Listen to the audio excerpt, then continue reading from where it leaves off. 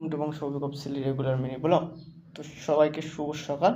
তো আবার একটা নিউ ব্লগ নিয়ে চলে এসেছি। তো তোমরা সবাই জানতে চাইছিলে, কমেন্টে বলেছো যে দাদা এইসব বড় বড় গাছগুলো কেন পাতা হচ্ছে না। তো তোমাদেরকে আজকে এই পাতা সম্বন্ধেই বলবো, আর হচ্ছে যেই নীল ফুলগুলো, হলুদ ফুলগুলো তোমাদের এই সম্বন্ধে বলবো।